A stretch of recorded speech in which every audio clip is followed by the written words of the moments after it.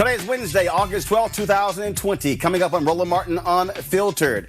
Joe Biden formally announces Senator Kamala Harris as his VP running mate. They make their first appearance together in Delaware. We will show you what both of them had to say. Also, the attacks have begun on Senator Harris.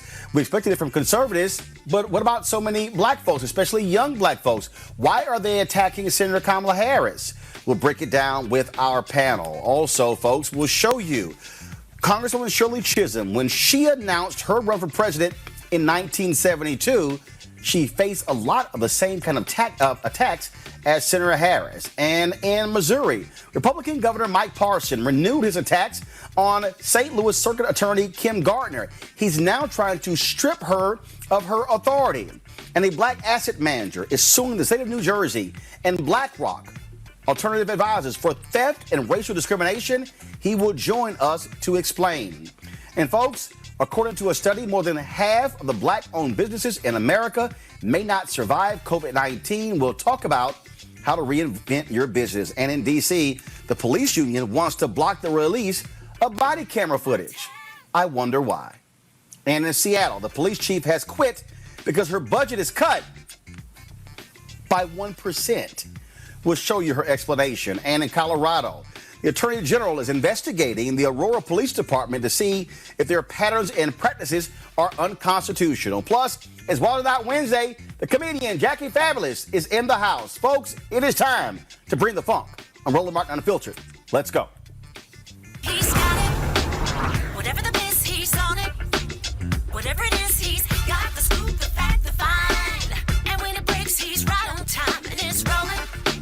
Best believe he's knowing. Putting it down from sports to news to politics. With entertainment just for kicks, he's rolling. It's on go, roll, y'all. It's Roland Martin, yeah. Rolling with Roland now. He's funk, he's fresh, he's real, the best, you know he's Roland Martin now.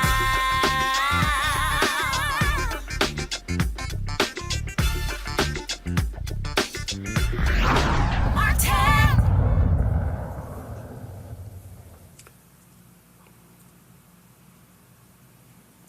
Just a few moments ago, Joe Biden and Kamala Harris spoke to the nation. Here is how Joe Biden introduced his new running mate. Americans, now let me introduce to you, for the first time, your next Vice President of the United States, Kamala Harris. Kamala, the floor is yours.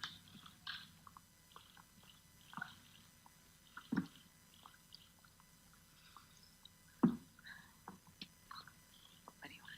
Here you go. Thank you, Joe. Thank you, Joe. As I said, Joe, when you called me, I am incredibly honored by this responsibility, and I'm ready to get to work. I am ready to get to work.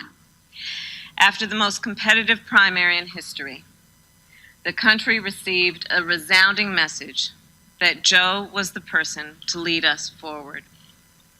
And Joe, I'm so proud to stand with you. And I do so mindful of all the heroic and ambitious women before me, whose sacrifice, determination, and resilience makes my presence here today even possible. This is a moment of real consequence for America. Everything we care about, our economy, our health, our children, the kind of country we live in, it's all on the line. We're reeling from the worst public health crisis in a century. The president's mismanagement of the pandemic has plunged us into the worst economic crisis since the Great Depression.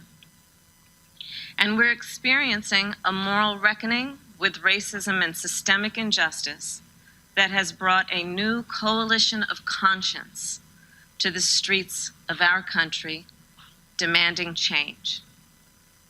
America is crying out for leadership. Yet we have a president who cares more about himself than the people who elected him. A president who is making every challenge we face even more difficult to solve. But here's the good news. We don't have to accept the failed government of Donald Trump and Mike Pence. In just 83 days, we have a chance to choose a better future for our country. So, Joe, Dr. Biden, thank you for the trust you've placed in me. All right, folks, that was hearing Kamala Harris today speaking there in Delaware. In her speech, she made the argument or presented the case against Donald Trump and Mike Pence, granting them 4 more years. Vice President Joe Biden also had his remarks. I think we have those. If so, go ahead and play it. Okay, so we're gonna have those in just a second. Let me bring in my panel right now to talk about this. A. Scott Bolden, former chair, National Bar Association Political Action Committee. Robert Patillo, executive director, Rainbow Push Coalition, Peachtree Street Project, and later will be joined by Dr. Julianne Malveaux, economist and president emerita at Bennett College. I'll start with you, Robert. It's pretty funny, Robert, to see what's going on. So Republicans can't quite figure out what the hell. So you have Trump in his campaign saying she's too liberal. Then you have the RNC saying, well, liberals are not happy with her. Then you have them saying that she's undermining Joe Biden. And then other people are saying, no, she's actually throwing Joe over a cliff. I mean, they have no idea what the hell to even say. So the campaign and the RNC and Trump, they're like all over the place trying to figure out how to tag Senator Kamala Harris. Well, I think it's part of what happened in the primary season where nobody really defined themselves. Nobody had defined positions. You had Bernie and Elizabeth Warren. You knew exactly where they stood on every single issue. But then with Kamala Harris, with Joe Biden, had a shifting scale as they went from being kind of the centrist, moderate wing of the party, and then slowly incorporating many of the more progressive aspects of the campaign as things went on. So Republicans don't really have a clear, definite attack that they can go on. And then many of the internet Republicans have gone directly into sexism, racism, scandal as their Cassia Belli to address these issues. But what they don't want to do is address policy issues that Americans really care about. You have 5 million people who have been infected with a disease and no national health care system. You have 160,000 dead people and no plan on mitigation or no plan on therapeutics, no concrete national plan on this. You have 50 million plus people unemployed, and we're still doing piecemeal trickle-in stimulus programs in order to ameliorate these issues. So they are trying to find something that they can lay their hat on, but not addressing the main issues the American people care about, which is Corona. Normally, it's the economy is stupid, but this election is going to be Corona stupid.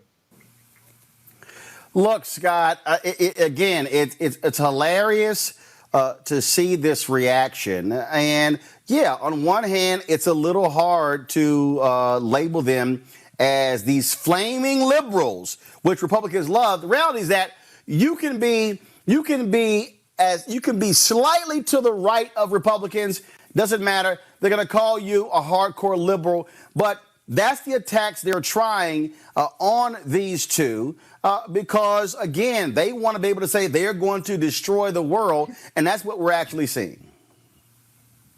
Yeah, this was the last vice presidential nominee that the GOP wanted to see.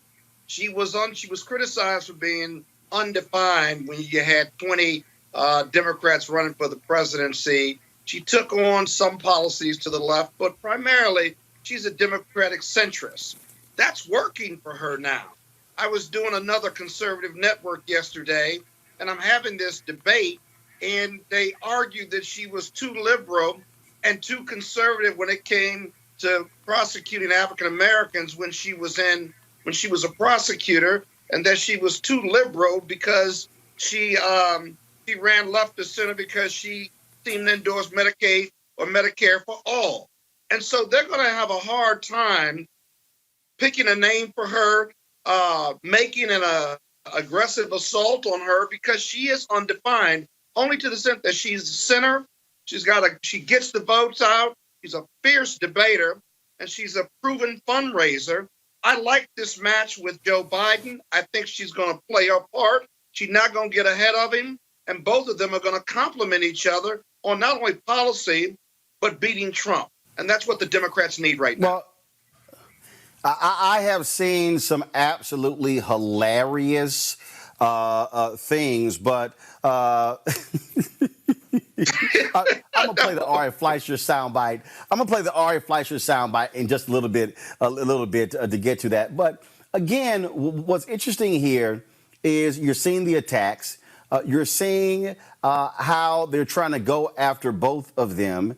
And so, Robert, when she says we're going to prosecute the case, I'm sorry, Republicans, please show me how you want to defend 160,000 plus Americans dying because of COVID, and you still have no national testing plan. Please, Trump wants to tout what he's done for black people and unemployment. Let's see, when you came in, it was at 7.7%. It's now at 14.6%. You can't go, well, that's only because of coronavirus, when it had been going up for 4 months before COVID-19.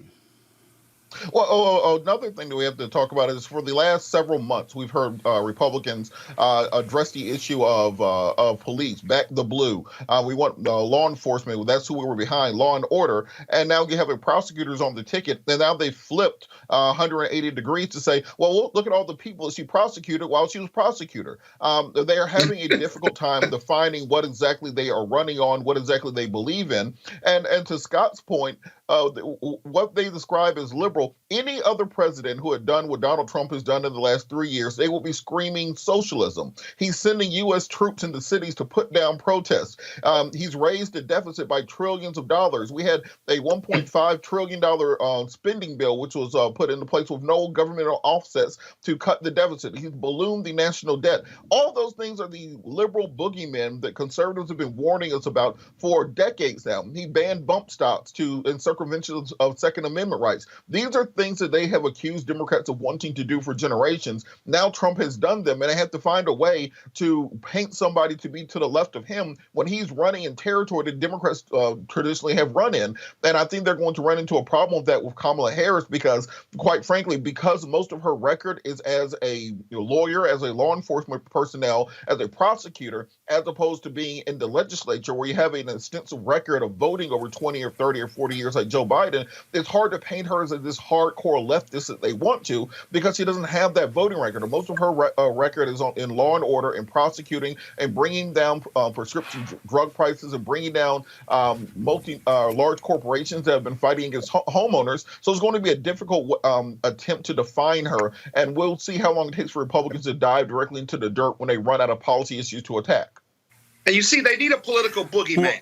The only reason that Donald Trump won in 2016, Hillary Clinton wasn't a great candidate, and they made her his political boogeyman. And I've always said for the last 3 or 4 years, who's going to be his political boogeyman in 2020, despite his failed record of leadership across the board?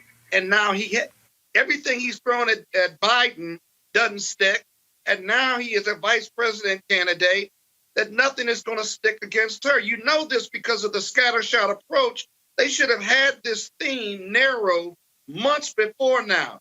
So that dog's just not going to hunt. And I got to tell you, she's going to give Pence fits in the debate. She's going to give the Republicans fits on the campaign trail. She's a history-making candidate. She's bright. She's fierce. She's committed. She's a Howard graduate. I mean, I got to tell you, she checks all the boxes and more. And we're going to be proud of this campaign, and we're going to be proud of this Democratic leadership in 2021, I think. So let's do this here. Actually, you know what? I was going to go to it a little bit later in the show, but I want to go to it now because we need to talk about also black people, and we need to talk about this reaction we're seeing from some black people questioning her blackness. Oh, she's not African American. Yeah, we know that. We know that dad's Jamaican, mom is Indian, and then we're hearing all of that. Now people look all the little nonsense we're actually seeing. And so what I wanted to do is I purposely wanted to go back and show you a black woman who was not born in the United States. So for all of you ADOS fools, he was Jamaican, foundational black people, I want y'all to see this here. So this is 1972 when Congresswoman Shirley Chisholm announced her run for president of the United States.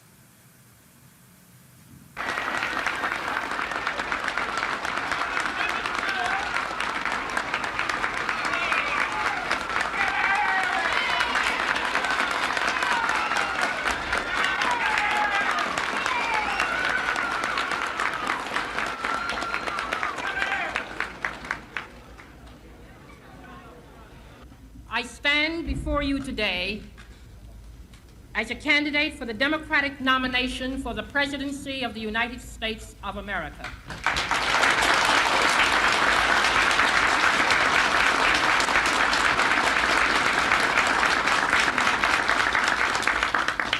I am not the candidate of Black America, although I am black and proud. I am not the candidate of the women's movement of this country, although I am a woman, and I'm equally proud of that. I am not the candidate of any political bosses or fat cats or special interests. I stand here now without endorsements from many big-name politicians or celebrities or any other kind of prop. I do not intend to offer to you the tired and glib cliches which for too long have been an accepted part of our political life. I am the candidate of the people of America.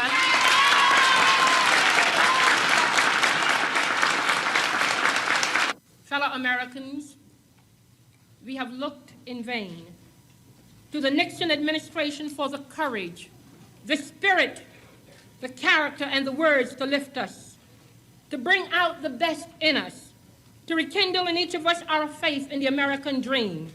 Yet all that we have received in return is just another smooth exercise in political manipulation, deceit and deception, callousness and indifference to our individual problems, and the disgusting playing of divisive politics, pitting the young against the old, labor against management, North against South, black against white.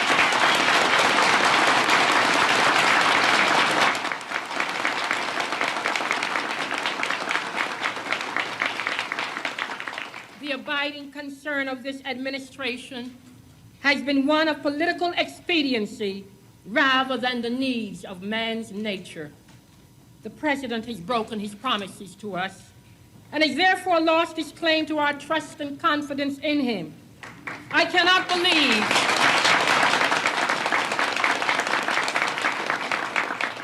believe that this administration would have ever been elected 4 years ago if we had known then what we know today.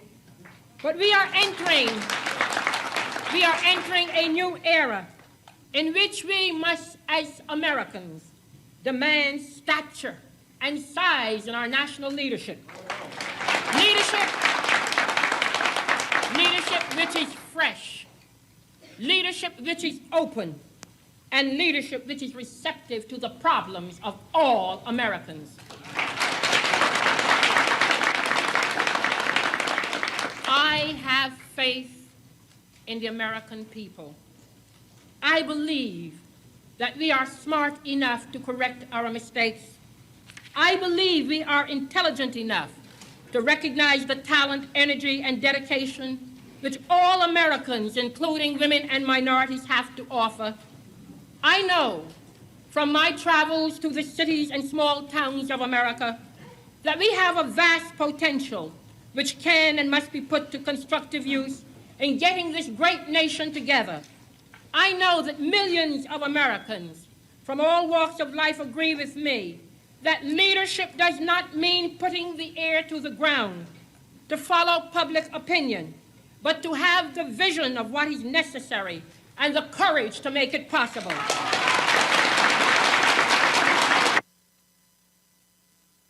Americans all over are demanding a new sensibility, a new philosophy of government from Washington. Instead of sending spies to snoop on participants at Earth Day, I would welcome the efforts of concerned citizens of all ages to stop the abuse of our environment. Instead of watching a football game on television while young people beg for the attention of their president concerning our actions abroad, I would encourage them to speak out, organize for peaceful change, and vote in November. Instead of blocking efforts to control the huge amounts of money given political candidates by the rich and the powerful, I would provide certain limits on such amounts and encourage all the people of this nation to contribute small sums to the candidates of their choice. Instead of calculating the political costs of this or that policy and of weighing favors of this or that group, depending on whether that group voted for me in 1968, I would remind all Americans at this hour of the words of Abraham Lincoln, "A house divided cannot stand."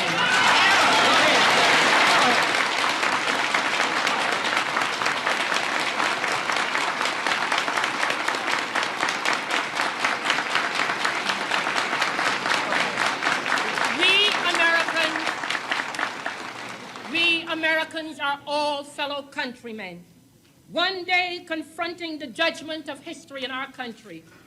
We are all God's children, and the will of each of us is as precious as the will of the most powerful general or corporate millionaire. Those of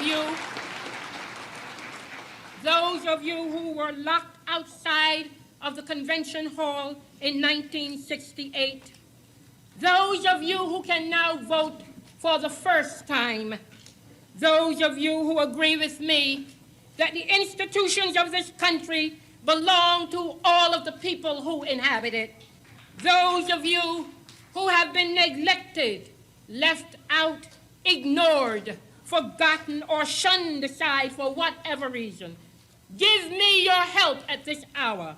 Join me in an effort to reshape our society and regain control of our destiny as we go down the Chisholm Trail for 1970. You represent a trend for more women, and specifically black women, to get involved in politics and go after elected offices in this country. Yes, I specifically recommend a trend for more women, and specifically black women, to enter into politics, elected office. Yes, I definitely am feeling and recognizing that as a result of over 20 years in political life, only emerging 8 years ago publicly, that there is a great need for more women in the political arena.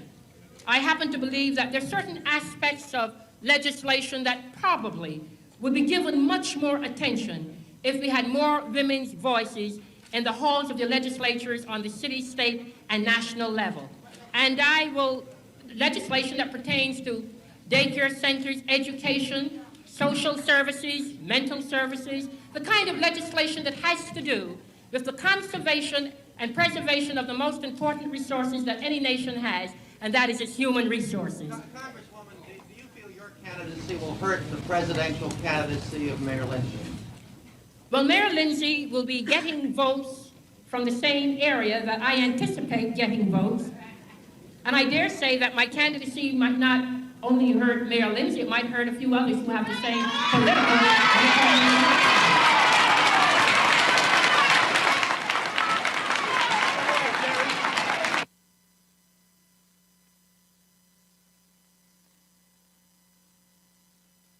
And my presence before you now symbolizes a new era in American political history. I have always earnestly believed in the great potential of America. Our constitutional democracy will soon celebrate its 200th anniversary, effective testimony to the longevity of our cherished Constitution and its unique Bill of Rights, which continues to give to the world an inspirational message of freedom and liberty. We Americans are felt in remedying our ills.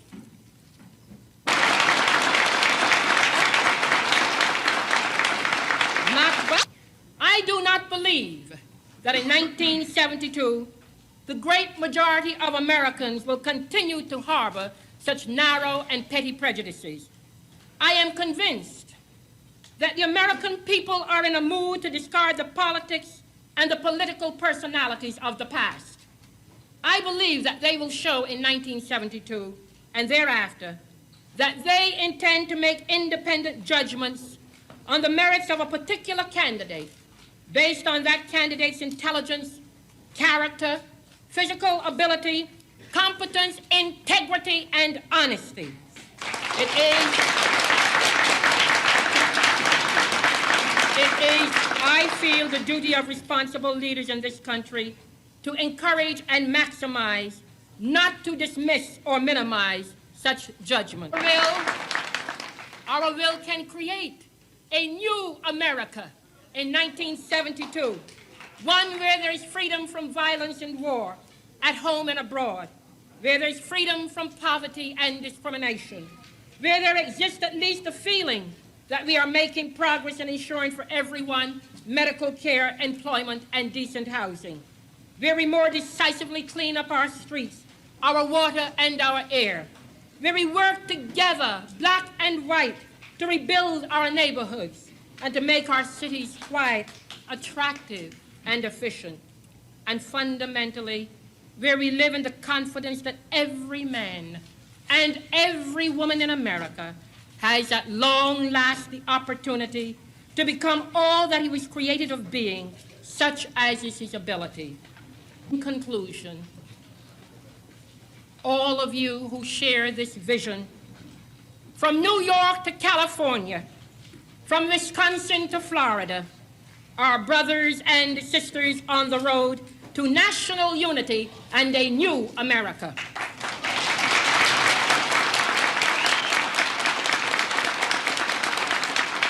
Nickels and dimes, close to $44,000 from the American people. I want to say that in terms of my projection of $300,000, which was made earlier, that the benefits that are being planned and will be conducted in February, March, and April will net me, I'm quite sure, way above that amount. So I am willing to be optimistic, now that I've made my announcement today, to be able to get some sizable contributions. May I say that just this past week, I received 2 contributions from individuals in America, 2 contributions of $5,000 each. That is very encouraging. Yes. I can't hear you. Do you represent a trend?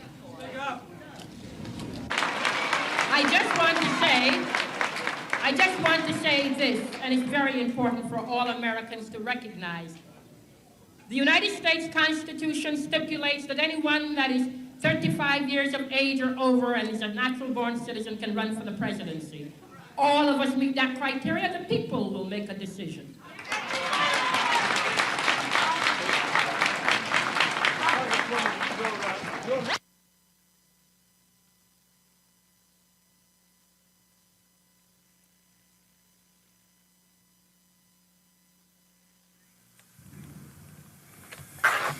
All right, so let me set this up. And joining us right now, we have Dr. Julianne Malveaux. So, Julianne, the reason I wanted to play that, because I'm looking at all of these people who are trashing Senator Kamala Harris. She's not African American. She's not from here. That was a black woman. Kamala Harris is a black woman. Shirley Chisholm, her dad, born in British Guyana, mama in Barbados. Harris, daddy in Jamaica, mama from India. What I find to be very interesting is that I already see people, you can't compare Harris to Chisholm. Well, Chisholm was only in Congress 3 years before she announced she ran for president. Harris was in Congress, in the Senate, for 2 years before she ran for president of the United States. So, of all these people, are they judging Shirley Chisholm on those 3 years, or are they judging her on the years after she ran for president? See, that to me is what I find interesting when you really start debating these people. And they start, like, I got somebody sitting here going, oh, she's not a black woman. So are we now saying that, oh, well, because Kamala Harris, mama is Indian, well then, oh my goodness, she's not black, but Obama's mama was white, and oh my goodness, but he's not black. The people who are engaged in this, Julianne, are stuck on stupid. And the reality is we got Biden, Harris, Trump, Pence. This real simple. Which one of these y'all want, fools? Which one y'all want? It's going to be Biden, Harris, or Trump, Pence. You know, Roland, Reverend William Barber has a concept he calls a blood test, where he says that you have to take a blood test to see who is closer to you in terms of ideology and philosophy. So he tells it in a kind of a gross way. He says, lady has a baby, and if you take a blood test and it's 15% match, that ain't his baby. But if it's an 80% match, that's his baby. That's your kinfolk. Kamala Harris is our kinfolk. We don't agree with her on everything. But this is such an astounding nomination, astounding opportunity. And all these haterators, that's not a word, but all these haterators, they just go sit down. Would you rather have Trump Pence? Do you know that 100 environmental regulations have been turned back because of Trump Pence? That labor regulations have been turned back because of Trump Pence? Do you know that Kamala Harris has, as Joe Biden said, been a fighter for the little people? No, she's not perfect, but who is? I think that people are holding her to a ridiculously high standard, and I'm not sure why. But I love that you played the Shirley Chisholm clip because it reminds us, absolutely reminds us, first of all, of the audacity of Black women, the capacity of Black women, and the fact that Kamala Harris stands on a long line of Black women who have been politically engaged. See, again, I just want to sit here and break this thing down, Robert. I just want to really break this thing down because I'm all about, over the next 82 days, exposing as much white stupidity as I am Black stupidity. And so when I listen to the people, I listen to all this stuff, and again, I hear the critics, and they throwing all kind of stuff out. Oh my goodness, and she ain't this, and she hate Black people, and all this sort of stuff. All I want to know is what you got. And not only that, what are you really saying? Because if y'all want to have this whole, well, we don't know, you ain't really from here, why don't these fake conscious ass people stop holding up Stokely Carmichael? Who wasn't from here? Come on. Parents weren't from here. See, that's my deal, Robert. Because if we really want to go there, it's a whole bunch of Black people in American history who contributed mightily to what's happening with Black people and African Americans who are immigrants or the children of immigrants. See, if they really want to go there, let's go. Well, Roland, as the son of an immigrant myself, I think that the purity test hold on, Julian, Robert. As the child of an immigrant from Haiti and myself, I think the Black purity test is a quick sonic journey, is a self-eating issue. But I do think that what Democrats do have to do, Vice President Biden and Senator Harris, over the next 80 days, is address all issues. Because let's understand, there are no bad issues in politics. That if you want these people's vote, then you have to prove through policy that it does not matter what my parentage is. What matters is what I'm going to do for the African American community, what I'm going to do for the descendants of slavery, what my plan is and what my policy is going to be to improve the lives of African American men in this country. We want somebody just based on being pure Black, diamond and silk, or Black and from the South. But I don't think anybody wants them to be the Democratic nominee for vice president. But what has to happen is there is an enthusiasm gap in this race. There are questions that were not answered during the primary, the same way that works to their benefit and not being able to define the candidates. There's also a detriment to it because there are people who do not know where both these candidates stand on important issues in the African American community. That is the duty of the candidate who is trying to get those votes to prove and to explain to the American people what exactly they stand for, because all that happens if you call names, if you say they're stupid, this, that, and the other, you're just driving down turnout. That we're going to need all hands on deck in order to win this election. Do not believe the polls. The polls are not going to track the people who are dipping in and out of politics and only vote in presidential election years. And every point that we dip below what the turnout numbers were for Obama in 2012 is another 2 points for Trump, because his base is going to turn out. So we can't just dismiss offhand criticisms. We have to be able to address them, and the candidates are going to have to put some work and put some money in to addressing these issues. Send somebody on your show. Buy ad time on Black media. Make sure that you are pushing your agenda so that the people who need to hear it hear it. Here's what I find just to be interesting here, Scott. I got some fool sending me on Twitter. He said Stokely wasn't a cop. All right, let's just go ahead and take that one for what it is. So what are we saying? Marilyn Mosby can never run for higher office? What are we saying? Kim Foxx can never run for higher office? What are we saying? Aramis Ayala can never run for higher office? So we saying that Larry Krasner, who's not black, who's white, who's a DA in Philadelphia, oh my goodness, he should never aspire to higher office. Or we see that's how stupid this whole argument is. And not only that, here's the other deal. For all y'all stuck on stupid people, do you know who the most? Do you know if you tabulated across the country, what position that has the most black people elected to statewide office is? Do y'all know what that is, stuck on stupid people? Attorney General. Black man's Attorney General in Illinois. Black man who's the Attorney General in Indiana. Black man who's the Attorney General in Nevada. Black man who's the Attorney General in Kentucky. So now what we really saying is we already know it's hard, Scott, to win statewide office, but if you run for Attorney General or DA, well, we're just gonna disqualify you for forever anything else because you were the top cop. Scott, go ahead.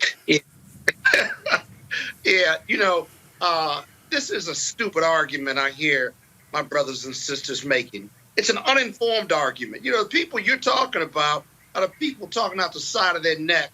They haven't done any research. They don't know their history. They get their history every day from you, Roland. But let me tell you something. As a former prosecutor from New York City, all right? Those same people talking and the people listening who feel like hold up, you don't want any black prosecutors running for office. Stop. Hold up, Scott. Stop. Since you were a former prosecutor, you got to get off the show because you're not black. Your blackness has been. You got to turn your black card in. You were a former prosecutor. You got to go. Go ahead, man. Go ahead. Now, listen to me. All those people who are stuck on stupid, you listen to me. You better be glad you got some black people in the prosecutor's office, whether they're the AG, whether they're the district attorney or county attorney, because it would be 10 times worse for you and your family and your friends from the community if I wasn't there, if Kamala wasn't there, if Tim wasn't there. Trust me, my policy as a prosecutor was to give programs to those who were drug addicted. You sold drugs near school, now you going, and you had multiple arrests, right? But my job was not just to prosecute you and put you in jail. My job was to try to rehabilitate you and get you services that you needed so I wouldn't see you again. So all y'all stuck on stupid, you can talk about the man. We need more black people in those positions because they're more liable, they're more likely to give you discretion and services and support than to go hard line and put you in jail. It's not going to help you or your family or your friends at all. Secondly, let's just say this. Go ahead. Kamala Harris is a black woman, right? Take Trump and Pence out of it. As a member of the AKs, I've known Kamala for 35 years. This sister identifies with black people. She's an AKA. She went to Howard. I don't care where she's from. Black people from the diaspora are black people. What is all of a sudden black people, African Americans want to carve out who's black and who's not? We are a country of immigrants. We're all from somewhere else.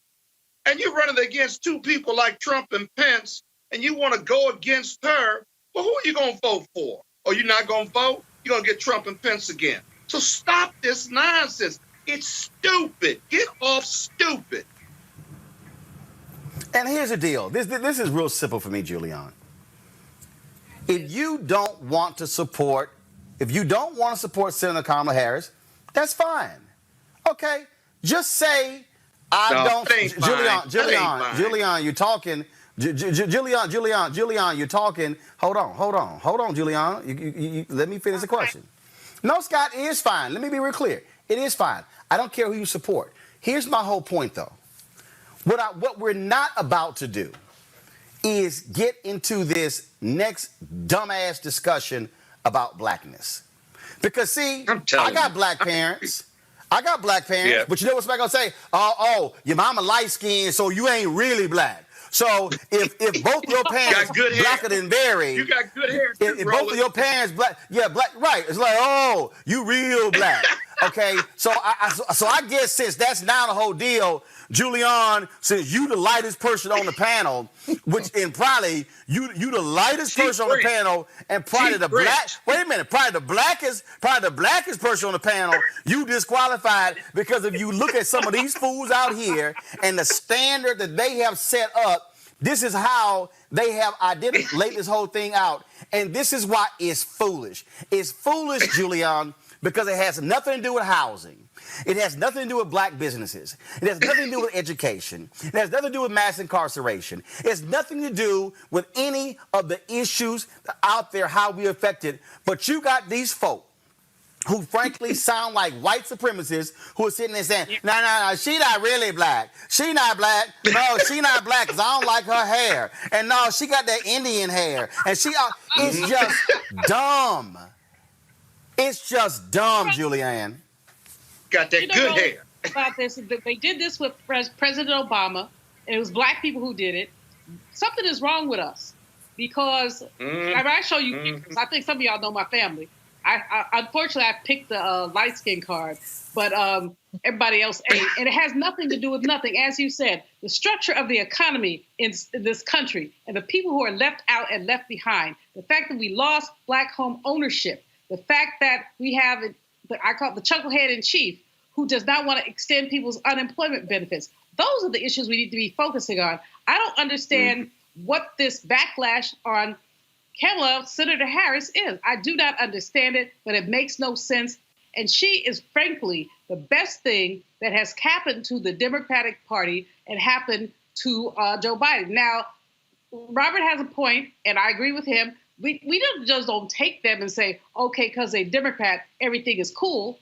We do have to raise and ask questions. But here's what we do know. Whatever they are, they're better than Trump and Pence. So the issue is to get them elected and then keep the heat up. Voting, folks, is not the most you can do. It is the least that you can do. And so you vote and then you keep the heat up. That's how it goes. So all these conversations are specious. This one went to Howard University. I hate to say she made one mistake in her life, but she's an AKA, not a Delta. We'll accept that. But in any case, she's amazing. You can get over that, Julianne. I'm over it. I will fight for her as hard as I'd fight for, a DST or anybody else. I will fight for her and Biden. This is an amazing move, and we just have to accept it for what it is. But Roland, I do think that. Okay, wait. Hold on. Robert, I do got to play this. I want to play this soundbite right here, which I find to be utterly hilarious. And so let me just go ahead and play this, y'all. I got to get y'all a response. Secondly, I just question whether or not this is going to boost African-American turnout at all. I don't think it will. She's just not that historically exciting to African-Americans. She certainly wasn't during the primary, and that was one of the biggest reasons Biden picked her. He needs that boost in African-American turnout in order to win. I don't see it. Secondly, I just question whether or not this is going to boost African-American turnout at all. I don't think it will. She's just not. Secondly, I just question whether or not this is going to boost African-American turnout at all. I don't think it will. She's just not that historically exciting to African-Americans. She certainly wasn't during the primary, and that was one of the biggest reasons Biden picked her. He needs that boost in African-American turnout in order to win. I don't. So my man Ari Fleischer, so they can sit here. They can sit here, Robert. Ari Fleischer can be an expert on what black people thinking, but they can't find them WMDs. Look, soul brother number one, Ari Fleischer, he's making these points because they're trying to sow seeds of dissent within the community. We've seen this on conservative social media since the announcement was made. But we cannot ignore offhand the criticisms of people, and we can't. When we laugh at them, when we joke about the concerns of the ADOS, or we call them the ADOS movement, the Foundational Black People, HOTEPs, whatever you want to call them. Those are Democratic voters, and if they have doubts, if they have questions, we need to be able to roll out an agenda item. We need to roll out policy items. You can't just dismiss them offhand because what we saw in 2016 was there were. Robert, I'm going to disagree. I'm not assuming they're voters. I'm not assuming they're voters because I've engaged with a lot of these people. But what I'm saying is I've engaged with a lot of them, and a lot of them are so out there, that you can't tell them anything. And when you try to present facts, they like, oh, no, that's not true. And so, yes, I agree we have to engage, but some people are so crazy with it, you're like, I can't waste time with you.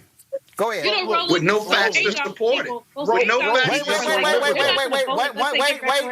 Wait. Oh, Julian, wait. Robert, finish your point. Then I'm going to go to Scott, then Julian.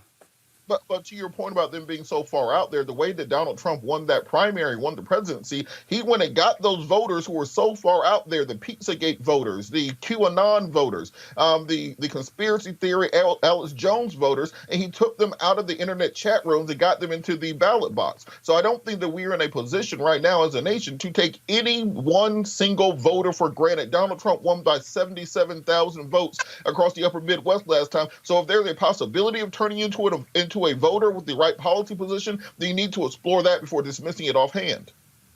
But Robert, your focus is a fair one. But your better, the most appropriate focus is that Black voters and Democrats didn't vote in their normal voting pattern. And so it's one thing to say he wouldn't got them out. They're still fringe voters, but our focus has to be to get Democratic voters out. They'll be excited about this ticket. And then we win by more than 77 votes in Wisconsin and Michigan and Pennsylvania. That made the difference. We can't control Trump's voters. He got them out, but we didn't do our job. And this time in 2020, we got to do our job. I don't care about polling. You're right. I want to break voting records for Black people, whether it's mail-in or in person. And I got to tell you that Black people are going to be highly motivated, independents, educated whites, those suburban moms, and those elderly voters out of Florida whose support Trump is losing on a daily basis. He's got 83 days to turn that around. He's not turning it around. And Biden-Harris, whatever October surprise may be coming our way, the October surprise might be on Donald Trump this time and not on the Democrat. Folks who are watching final this comment program before I go to my next topic. Number one, you need to know what your rules are about voting in your jurisdiction. You need to make sure that you request a ballot if your jurisdiction requires you to request a ballot. When you get your ballot, you need to put it in the mail immediately. Don't wait until the last minute. That's what we need to do. Robert mentioned those ADOS people. Those people are crazy fringe. Let's just call it crazy fringe. They don't want to vote unless they get reparations tomorrow. And they're not going to get reparations tomorrow. So next. There are other folks who aren't going to vote unless... Wait a minute. And Julian, hold on, Julian. And this is a woman who sits in Cobra's group who's been advocating for reparations. You. Yes, I'm on the National African American Reparations Commission, but I do not agree with the people who say we must have it now, and if we don't have it, we're not going to vote. That's stupid. What we have right now with reparations is Sheila Jackson Lee has H.R. 40. She has almost 200 co-sponsors. It's very likely that it will pass, and the things that we want we'll get. We have been working really hard with her. And these folks who say, well, I won't vote unless I have reparations, basically you're basically putting a knife in the back of the movement. But you have folks who truly, truly believe that the system is flawed. Yes, it's flawed, but guess what? It's a system we have. And I will tell you, maybe 40 years ago, when I was a youngin' and crazy, I would have said some of the same things. The system is flawed. But I went to my first Democratic convention in 1972. Couldn't even vote then. Went just to see Shirley Chisholm.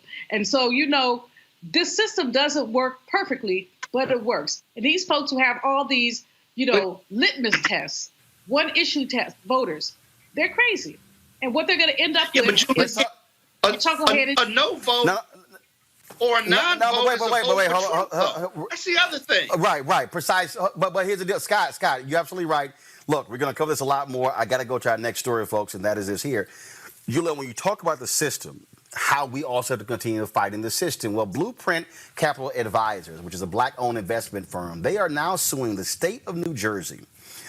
Current and past members of the New Jersey Division of Investment, BlackRock Alternative Investors, and Cliffwater LLC.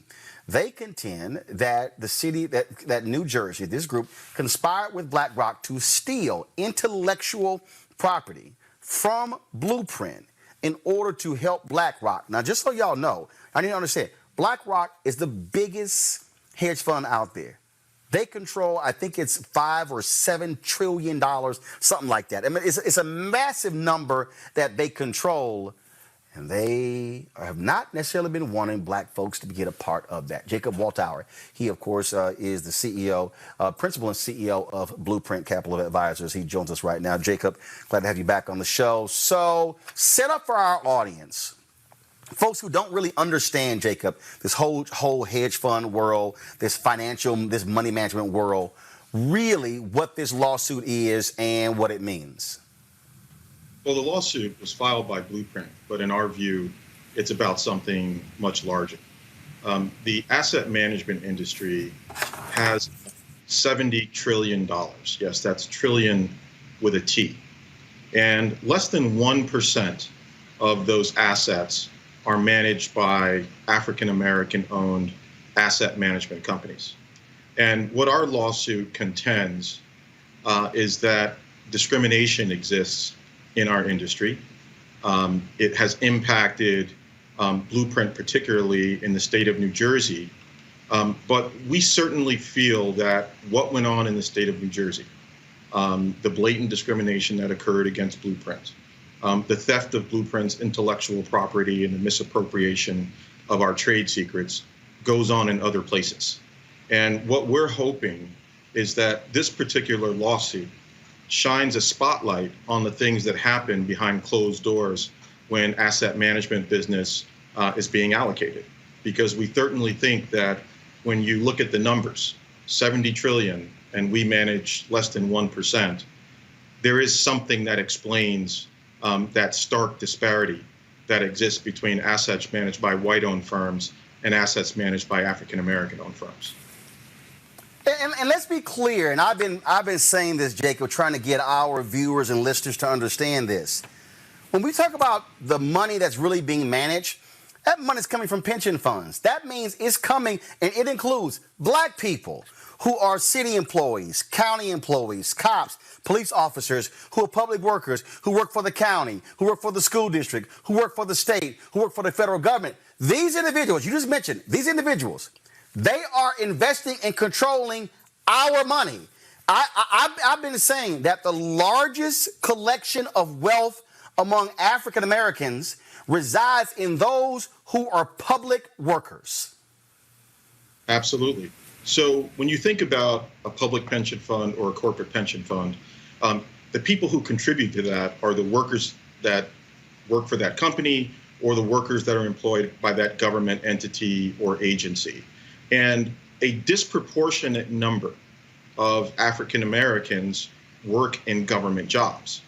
And yes, I guess part of what myself and other owners of African American owned asset managers feel is that we should be managing a portion of the assets just on the basis of the fact that the people who contribute to those pension funds look like us.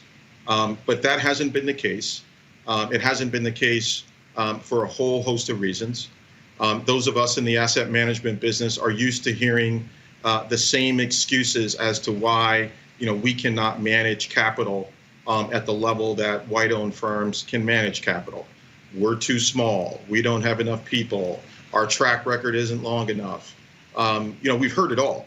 But in our case, in the state of New Jersey, we were told that the reason why we were not chosen to manage the mandate that they had originally promised to us was that their investment committee, their governing body, really wasn't a fan of investing in minority-owned firms. And that's what really makes this case. Wait. They literally told you that, yeah, they ain't trying to deal with black and brown people.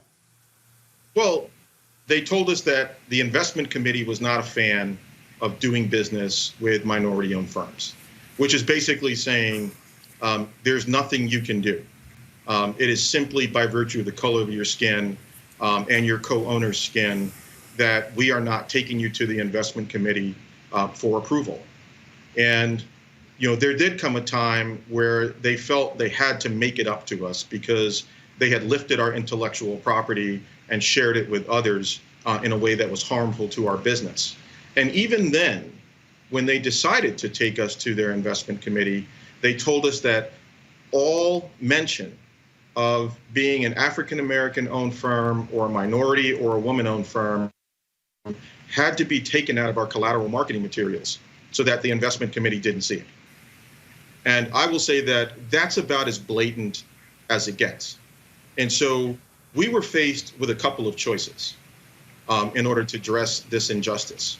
One, we could let it go. Two, we could try to negotiate a settlement between ourselves and those who were involved, who are now co-defendants in our case. Or three, we could actually file a lawsuit. We couldn't let it go, Roland. As African Americans, as educated African Americans, we are very well aware of our history in this country. We've been on this soil for 400 years, and during that time period, African Americans have come up with countless inventions. And there was a period in time when we invented the doorknob, and we invented the traffic light, and we invented the pacemaker, and we invented the cotton gin, that we could not file patents. And therefore, we missed out on the commercial opportunity to take advantage of our very own creativity through inventions. Fast forward 400 years, we should still not be able to have ourselves taken advantage of, have our intellectual property taken from us. And so to walk away from this situation and not try and have the injustice addressed, through the court of law, to us would have been to dishonor all the people who came before us, including our parents and our grandparents, who paid one heck of a price for us to be in a position to come up with this kind of novel investment strategy. So Jacob, I also want our audience to understand this, because I think we have to connect the dots. There's somebody out there who's going, man, look, this is a bunch of high finance stuff. It really doesn't impact me, but here's the reality. Your company invests in other companies.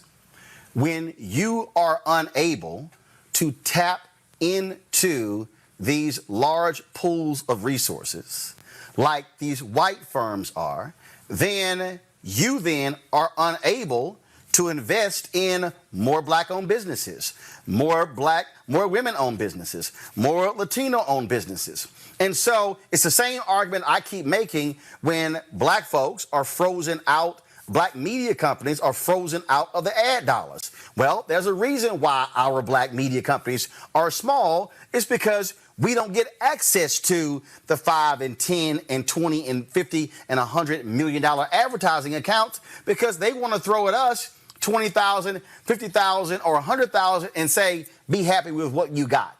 And so that's really what this is about. This is about freezing us out of access to the pools of capital, which then allows us to then reinvest that in people who look like us.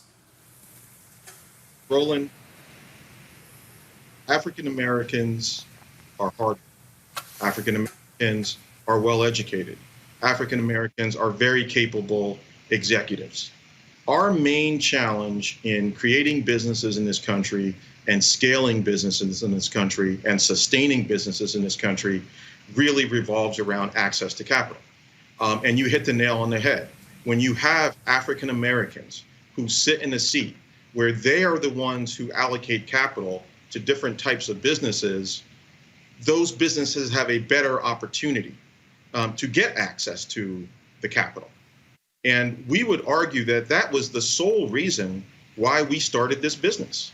I'd worked on Wall Street for 25 years, and I had seen racism and I experienced racism.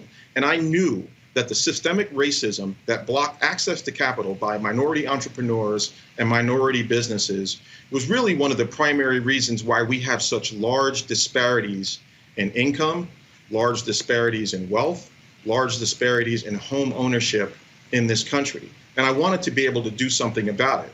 And when we founded the business, we called it the ripple effect. And what the ripple effect meant for us was that we were going to find women and minority-owned businesses and invest with them and in them.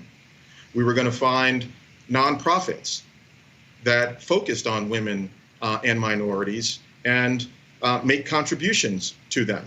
We were going to find young kids, create a pipeline of young women and minorities to work on Wall Street by creating internship programs to train them. And so we've invested, I would say, over $50 million with and in minority-owned businesses. We have given over $280,000 to nonprofits, here in Newark and other parts of Essex County here in New Jersey, where our firm is located. And we've trained over 50 young people who are now working at large firms all over the world in the area of finance. And so the ripple effect is extremely important. And the more capital that you have in the hands of firms like Blueprint, the greater the impact is on individual families because they are high-wage jobs, and the greater the impact is on the community as those profits and that intellectual capital and that actual capital is recycled back into our communities.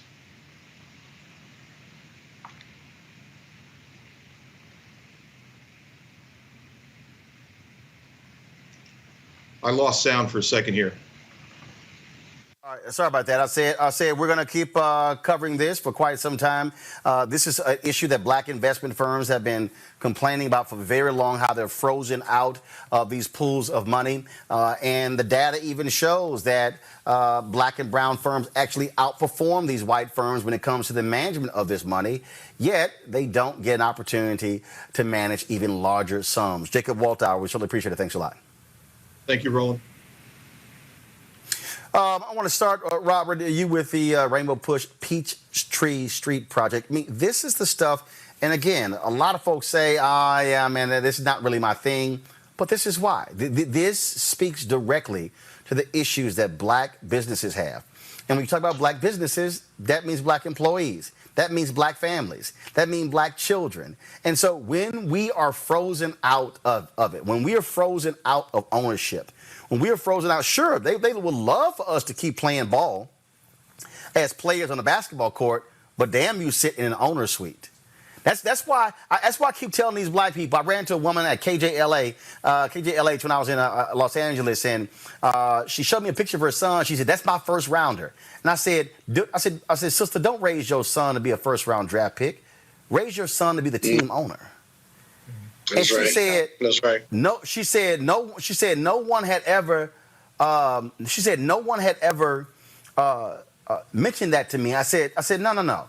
I said, damn that. The person who's paying the first rounder, they making way more than the first rounder, Robert. This is what Reverend Jackson has been doing for decades coming out of Operation Breadbasket. You're absolutely right, and thank you for the basketball analogy, the alley-oop. People can join the Rainbow Push Coalition by going to rainbowpush.org.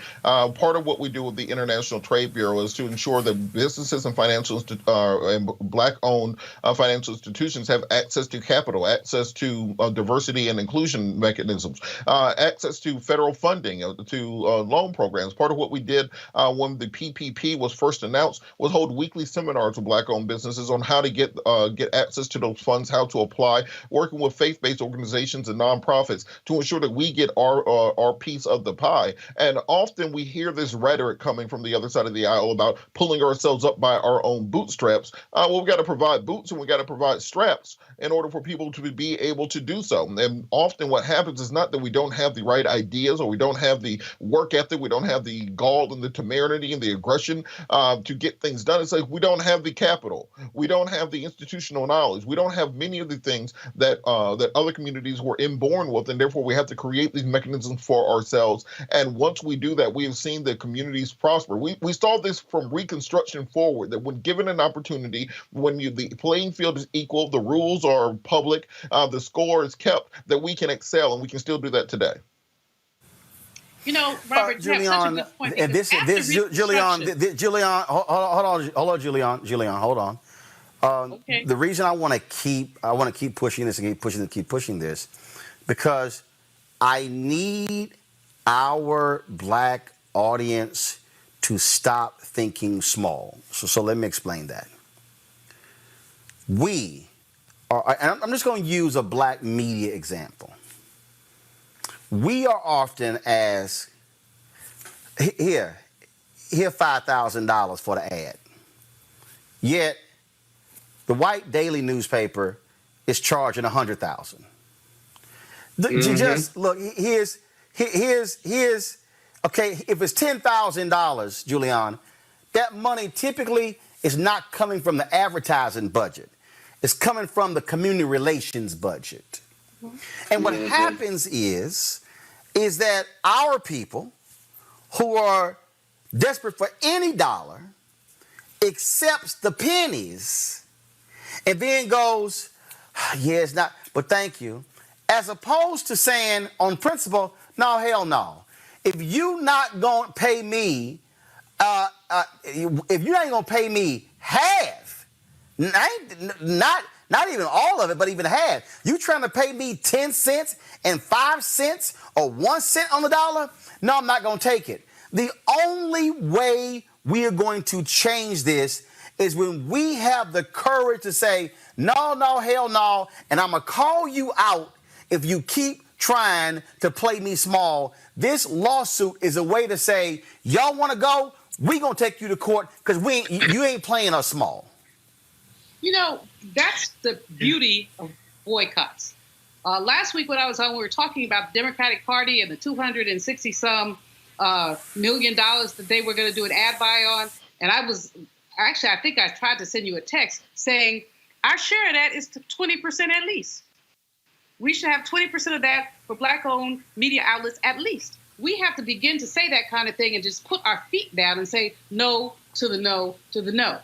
If we look at the issue of Black industriousness, at the end of enslavement, we had $1 for every $36 that white people had.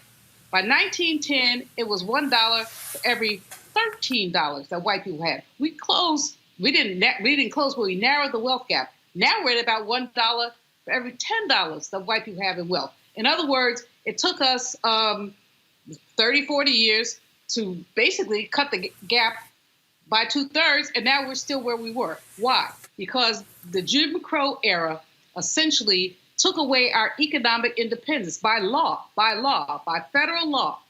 Basically, we were disallowed to accumulate, disallowed to participate, disallowed to do any number of things. Now, I don't want to go all the way back there in terms of memory lane, but the reason to go back there is because we need to understand why.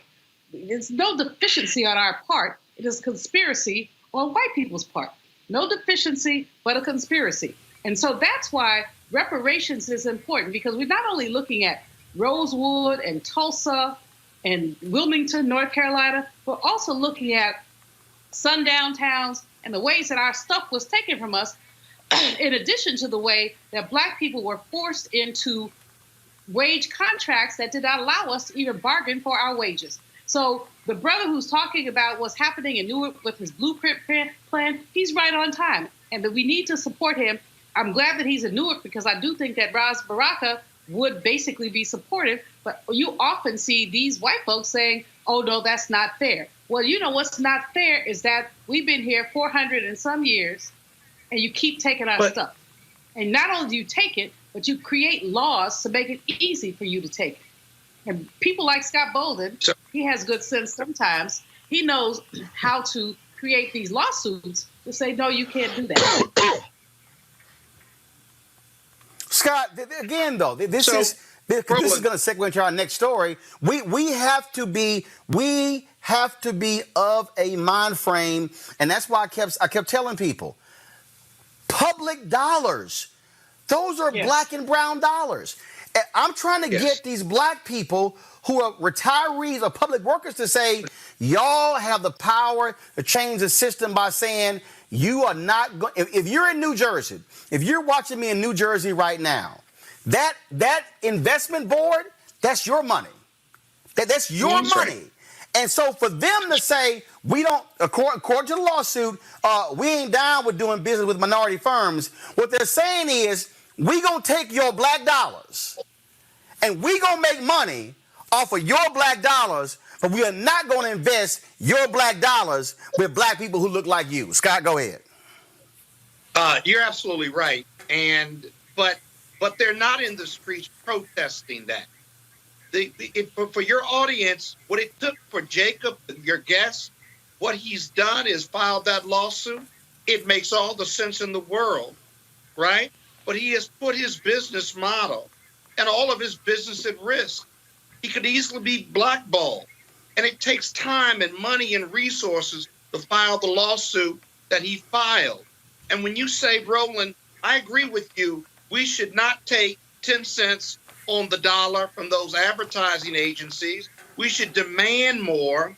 But the reality is, and I'd love to hear your response to this, is that most of our black media, they got to eat. They got to pay bills. And so they wind up taking 10 cents on the dollar because they feel like they don't have a choice and they got to pay bills. And if they can grow a little bit at a time versus putting up the big fight and the philosophical stance that they should take, most should, but most don't have the courage to do that. And so we got to figure out that. But hold on, and that's the difference. No. Now here's the deal, though. What you just said, you said the courage. I'm listening. Look, right this is real. This is real simple. This is real simple. If I ain't eating now, I ain't gonna eat tomorrow. If I take your 10 cents on the dollar, majority of no. Let me. But see again though. Well, and again though, that's why I'm saying they have a broke mentality. And what has to happen is, and this is real clear, unless they are willing to tell somebody, no, hell no, and what I'm going to do, I'm going to expose you, and you know what I'm going to do? I'm going to let my readers know. And I'm going to let my listeners know. And I'm going to let my followers know. And then what I'm going to do is I'm going to get with some other black media people, and I'm going to call them and say, how much did you get?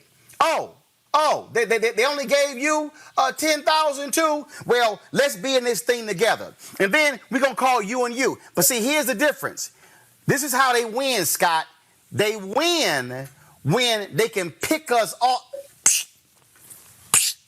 Pick you off one by one. Exactly. But if you walk in as a group of 20, but that's what I keep trying to say. And that's what's going on. So having this show allows for a Jacob to be able to come on, amplify his story, because CNBC not calling him. Fox Business is not calling him. CNN is not calling him. ABC, NBC, CBS is not calling him. See, so here's what's going to happen next. I'm going to pick the phone up, and I'm going to call that New Jersey board, and I'm going to say, question, how much money y'all managing? Question, how many black firms are managing money, and how much? Question, how many black female firms are managing money? See, they don't want that phone call. The reason they are able to get over is because black media is small. And so it's a self-fulfilling prophecy. You don't fund us, so therefore we can't have the power to make that phone call. Let me let all these folk know out here, this show is in the black. That means we're making money. That means I'm going to keep making money, and that's why my folks give. That's why the members giving, the viewers giving. Because, see, when they give, I can hire producers, and I can hire reporters. And what we going to do, we going to call their asses one by one. And we going to see, that's the deal. You have the courage they are to do used that. to. Most business leaders who are African-American don't. They got to eat. That's a Well, reality. guess what? You gotta Guess get around. what? And what I'm trying to tell them is they're not going to eat. Wait, 1 second. Hold up. My next story, wait. My next story is going to show you why they not going to eat. A recent report found that 41% of black-owned businesses have been financially hurt by COVID-19 compared to just 17% of white-owned businesses. Now, you're dealing with the stress of the virus, systemic racism, economic disparities. And so, y'all, let me know when Lamar Tyler is back on the phone. This, Julianne, is my point. If black businesses don't coalesce and stand together and work and unify, then guess what? They're going to stay broke. We're going to keep, please, can we get a little bit? Can we get a little bit? And what all I'm saying is, on this point right here, The ad industry is $100 billion a year, Julian. Black media is getting very small amount. Imagine if there was a coalition of black newspapers and black cable networks and black online businesses and black digital businesses who are standing together. That could be powerful. You said Lamar's back? All right, Lamar Tyler joins us right now. He's the creator and founder of Traffic, Sales, and Profits.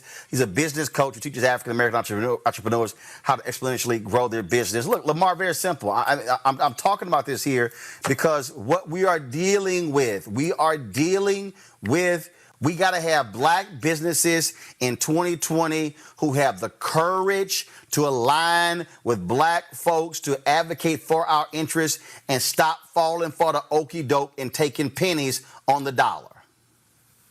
Hey, you know what, Roland, you are totally correct. And that's exactly, we need businesses that rise up, businesses that not only create new positions or new jobs for themselves, right? Because we see too oftentimes in our community where someone leaves a 9-to-5, they create a business, but all they really do is create a new job for themselves, right? We have a lot of solopreneurs in our community. So we need people that'll come and build enterprises that they can grow and scale so then we can employ other black people in our communities and begin to shift the economic outlook of what our black communities look like. And also, I need these black people, okay, who don't know a damn thing about business. Like, man, you out here begging white folks for money. I'm sorry, let's see. If white ad agencies are controlling the advertising agency, who the hell you think I'm going to talk to? If you have white folks who are controlling the pension funds, who the hell you think we're going to talk to? I mean, that's why I listen to some of these people that need to shut up and understand that, first of all, if you ain't running no business, all you're doing is running your mouth. You know, and that's totally right. And the thing is, now is the best time ever to run a business. What I always like to say is that the gatekeepers, and your show right here is exact proof of it, the gatekeepers are gone due to the rise of technology, the lowering cost of what it costs to actually create and do things, cameras, equipment, websites, and the rise of social media. For the first time ever, if you're sitting there thinking, okay, I have a great idea, you can connect directly to consumers. You can connect directly with business owners by leveraging things like Facebook, like Instagram, like Twitter, in ways that you never could before because there was a middleman in place. So if you've been on the sidelines like Roland is talking about, instead of just waiting there and hoping that something happens, now is your chance to actually get in the game and make something happen for you and your community. What are you saying to these black businesses who are saying, oh, my God, COVID, what do? I have no idea where I'm going to go. I'm just withering on the vine. What are you telling them? I'm telling them that now is the time where you either will lead or you will be led. I'll repeat that. You will lead or you will be led. And the importance of it is that you need to really look and shift your mindset around what's happening in the marketplace right now. Right. What I always like to say is that whenever there's crisis, there's also opportunity. As you know, Roland, whenever there is crisis, there's also a transfer of wealth. And coming out of this thing, as crazy as things are, there are going to be people that make a lot of money. There will be businesses that are here that were not here before this spring, right? There will be enterprises. There will be, a lot of money that transfers hands. A lot of people will get money and funds from the government and they're giving it to someone. Why not you? Why not, if someone is watching this and you're thinking, I want to create a business, why can't you put yourself in that position? So what I'm telling business owners is, what are the problems and challenges that people are having right now? What can you do to create solutions, services, and products to overcome those challenges and problems that people are having? Or maybe you need to even pivot from the thing that you've been doing for the last 5, 10, 15, 20 years to put yourself in a position, like I said, to overcome those challenges, to get to the money and to create a new business so that when you come out of this thing, you're in a better position than you were before. And you're not only just trying to survive through this time, but you're actually in a position where you thrive. So I need you to answer this here because I love all these black folks who holler. But what about Black Wall Street? We did it then. But if they also even understand that there are many sectors you can have a business in today that you're not actually operating solely based upon black people who are renting your hotel room or going to your ice cream shop or your restaurant. So I think for a lot of black folks, there's this fantasy land about Black Wall Street that they don't really understand anything about. Yeah, you know, and I think for everyone who's watching, right, I think what you're saying is true. We need to really look at what's the opportunity, who does my product or service, you know, lend itself to, and who can get a hold of it. And the benefit, again, the businesses that we see that are thriving big time right now are businesses that are tapped into the internet. Businesses that are leveraging the opportunity that's there for you to have a global fan base. You can be in Atlanta, you can be in Chicago, you can be in Houston, Dallas, Fort Worth, or Mississippi, but you can have clients not just all over this country, but in other countries, in the UK, in China, right, in Brazil, or places all around the world that want a hold of what you have to offer. So I think what you're speaking to right now is how can we take the blinders off and see what's the bigger opportunity here for my product, for my service, so I can get into the hands of people all around this globe and then use that impact and then funnel that money back into my community. I'm glad you said that. There's this person on here, Mile High Lee on YouTube, who just really said I don't think this person didn't realize how dumb the comedy is. Said, Roland and TD Jakes both want money. Well, Mile, let me help you out. We just had a black man on who's filing a lawsuit because they're being locked out of investment dollars. Hey, Mile High, if I get money, and if Lamar gets money, or Scott gets money, or Robert gets money, or Julian gets money, and we build enough capital reserves, we can now invest in somebody else's idea or business. That's what you do with money. Now, because see, to all the people out there who complain about Bob Johnson and Sheila Johnson selling BET, they don't even realize they have more people who work for them today than they did when they owned BET. They actually own more assets today than they did when they owned BET. And so they took the $3.3 billion. They got John Malone got like $1 billion of that. They got the other $2+ billion. They have now taken that and have now invested that and bought hotels, car dealerships, resorts, golf courses, on and on and on, and have given money away. That's what you do when you get money. You are in a position to now be able to help others. Lamar, final comment. Yeah, and what you're saying is exactly right. And I think that is what we need to do. How can we grow businesses? How can we scale businesses? If you're watching right now, you have a side hustle. How can you take that side hustle into your main hustle and then grow it, and then realize also, Roland, that guess what? Your children may not want that business. Your grandchildren may not want that business. So how can I really make it into a legacy play where you're talking about? So my one business is the catalyst for 5, 10, 15 businesses down the line, or the capital, right, and the resources that we can tie back into the community so that my one business now becomes the economic engine for 20, 50, 100 businesses that can grow from here, that can prosper from here, that can hire and employ other black people from here and keep the ball moving so that we can really stand on the shoulder of the ancestors and those before us and have those people that come after us do the same in their shoes. All right, Lamar Tyler, your book is The Gatekeepers Are Gone. Hustle plus technology equals success. Where can people check it out? They can check it out on Amazon, and also they can go to our website, www.trafficsalesandprofit.com. They can get a hold of our books. They can get a hold of a ton of free resources for entrepreneurs and join our free Facebook group of over 14,000 African-American purpose-driven entrepreneurs there to help assist and equip you with what you need in your business. Lamar, I appreciate it. Thanks a lot. All right, thank you.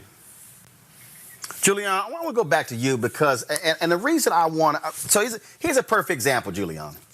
So I'm wearing the Black Voters Matter shirt.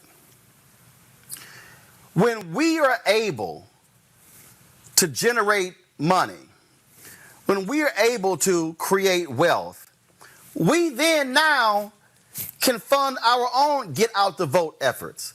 Yes. We then now could fund politicians. We then now could fund ballot initiatives like the one Desmond and Sheena Mead did in Florida that's restored the voting rights to upwards of 1.4 million people. It is amazing to me to listen to folk, again, who run their mouths, who don't control nothing, but then want to talk about what you should do in business. And then when somebody says, you just trying to make money. Well, yeah, I ain't trying to be broke. I just think that, but I just think in Black America, we desperately need We desperately need a reprogramming because we have so accepted second-class citizenship from white supremacy that we literally are articulating what they have said about us, and they ain't got to say a word because we doing it for them. Julian, go ahead. It's hardwired in our brains because of white supremacy, but we have the opportunity now in the 21st century to get past that. That someone would send you a text or email, whatever, saying you just trying to make money. Like you said, you're not trying to be broke. You know, I guess our ancestors or the religious folks used to preach that money was a root of all evil. No, it's a lack of money that's the root of all evil. The Bible actually says love of money, but it's a lack of money that's the root of all evil. And we see that lack reverberated in our communities. And so we're so very easily ripped off. I like what the brother was saying, Lamar, about how, you know, you can make businesses grow. You don't have to have a business as it operated. You can have a business as an investment. We're looking in the Black community at a $1.3 trillion economy. We're looking at a slice of this big old economy. We're not having our fair share of the slice. Part of it is because of discrimination, but part of it is because we don't demand it. I mean, when you look at the conversations you keep having, Roland, about the small slice we get and how content we are for it. We go to a corporation and ask for money, buy a table for a dinner, not invest in this opportunity. So they give you 10 grand, they bought a table for the dinner, you're happy. That doesn't do anything for the community. And that's where we are, and it's very unfortunate, but we can do better. Robert, I got to go to you next one because here's a perfect example of how some people are stuck on stupid and who don't know how to connect the dots. Somebody goes by the 5-star review on YouTube. We will be slaves if we voted for Jim Crow Biden and his sidekick Kamala. Okay, so let me unpack that. Robert, you in Atlanta? No. Listen. Let me unpack this because, see, I'm about to expose how idiotic this person is and people who think like that, because when these people say, oh, well, you can't get nothing out of politics. Maynard Jackson runs for mayor of Atlanta.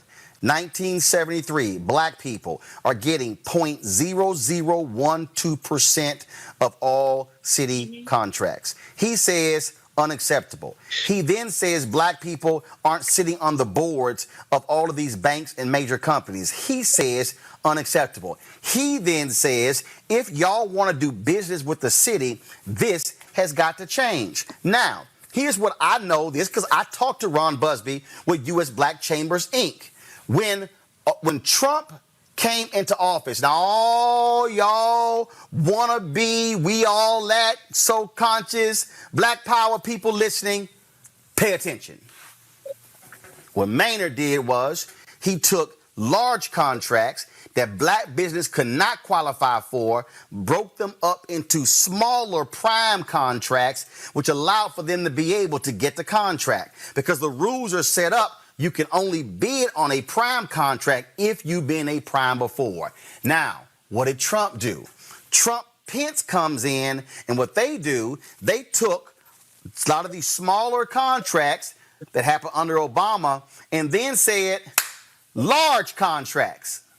Put them all together, which meant Black businesses could not qualify for the large contracts. So, if you say you care about business, this is how you should be looking at Trump, Pence, Biden, Harris. You should be saying, under Trump, Pence, have Black business being able to access contracts in Commerce, in HUD, in HHS, in Interior, at the Pentagon, in all of the various agencies?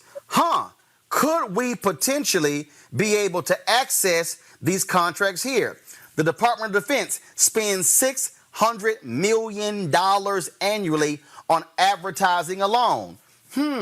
I wonder how many Black-owned media companies are getting some of that $600 million. So now, if your focus is Black business, you should be saying Trump, Pence, Biden, Harris, who is likely going to give Black businesses more access to government contracts, then government funding to be able to have the capital to go through those contracts.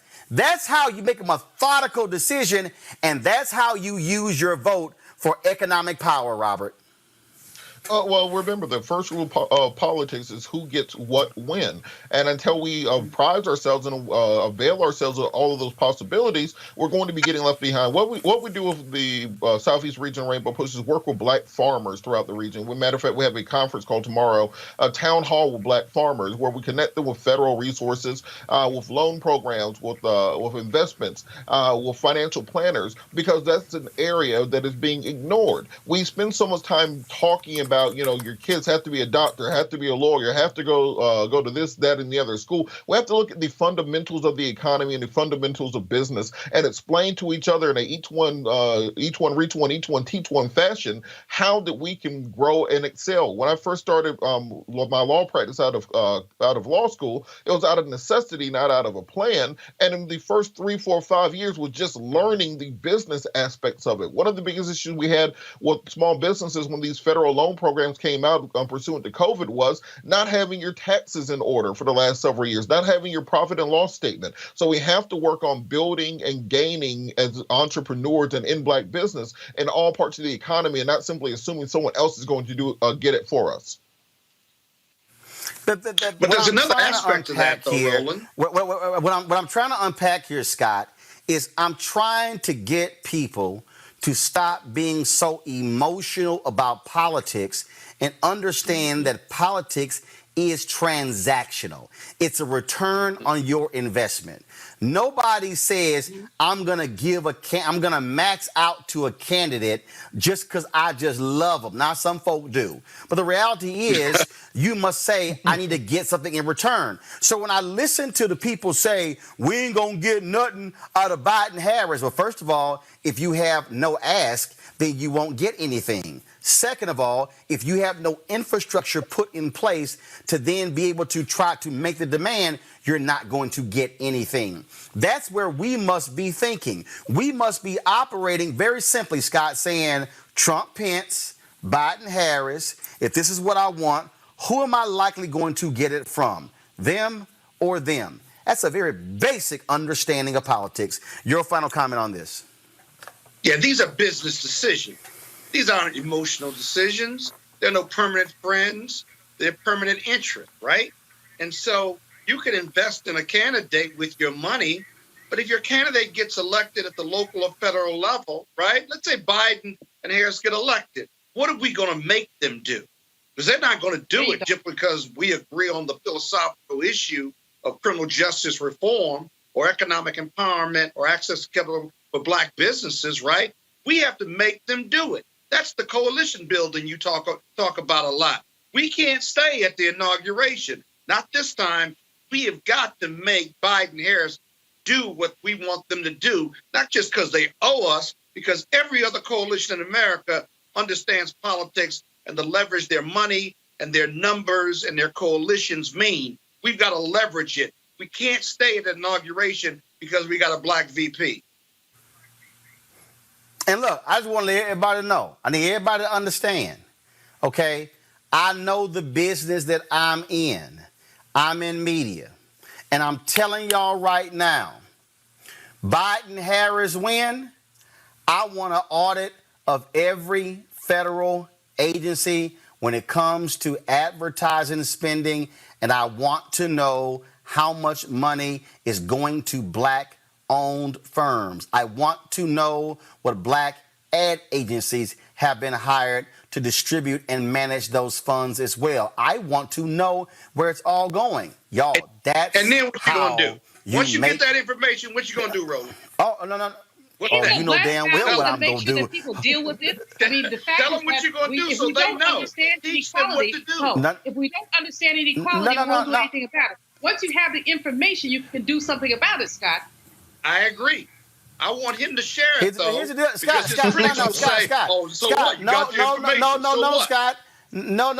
Scott. I don't need to share what I'm going to do when I get the information. All I'm going to say is just watch. Going to a break. We come back. All right, we're going to go into a break. You get my point. Yeah, you go. Yeah, First of all, no, I ain't miss your. No. I ain't miss your point. You didn't hear my point.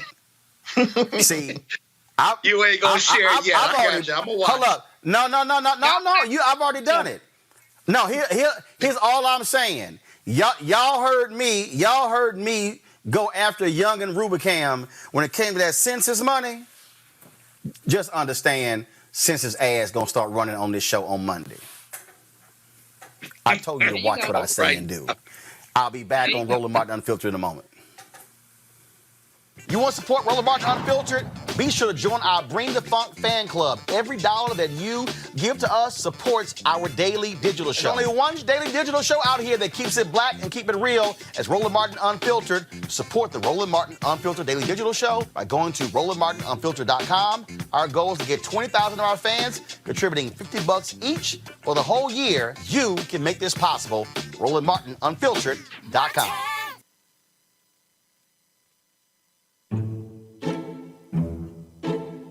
In 1917, the great pandemic certainly was a terrible thing where they lost anywhere from 50 to 100 million people. Probably ended the Second World War where the soldiers were sick.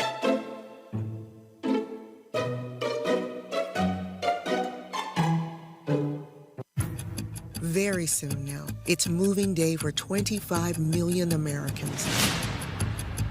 They'll be moving from their homes and apartments, from the places they've raised families and made memories. Not by choice, but because the Trump evictions are starting soon. The Trump foreclosures. He wrecked the economy. With all of the trials and tribulations that we read about every night, much of it totally fake news. And now heartlessly rejects even $600 a week to unemployed Americans. So that people are going to want to go back to work as opposed to making so much money that they really don't have to. The man in this house doesn't give a damn if you lose yours. On November 3rd, remember, it's America or Trump. The Lincoln Project is responsible for the content of this advertising. Our nation is hurting. More Americans have died in the last 3 months than ever before. The worst economy since the Great Depression, anger, and division. It's time for us to come together and remember who we are, Americans.